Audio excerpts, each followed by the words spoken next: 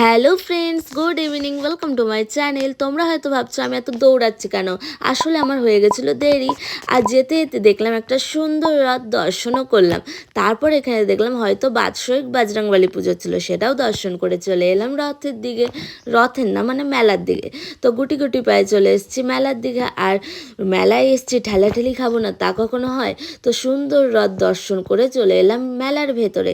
আর তোমরা কি জানো এই বছরের নতুন চমক কি? এই বছরের নতুন চমক হচ্ছে দুবাইয়ের ওয়াটার অ্যাকোরিয়াম। তো দুবাইয়ের ওয়াটার অ্যাকোরিয়াম দেখে চলে এসেছিলাম ইভিল আই দেখতে। আর এখানে এত লাইটিং বেলুন, তো আমার মনটা তো গুবারা গুবারা হয়ে গেছিলো। দিন চলে এসেছিলাম রোল খেতে।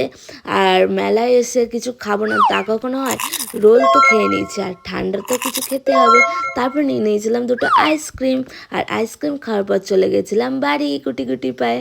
তো বাড়ি যেতে দেখলাম পাশে একটা মেলা হয়েছে, তো মেলার ভেতরে ঢুকতে পারিনি, অনেক ভিড় ছিল। দেন বাড়িতে এসে চাউমিন খেয়ে তোমাদেরকে ইভিল আইটাও দেখালাম, কেমন হয়েছে কমেন্টে জানিও। আজকের মতো ভিডিওটা এইটুকুই, টাটা।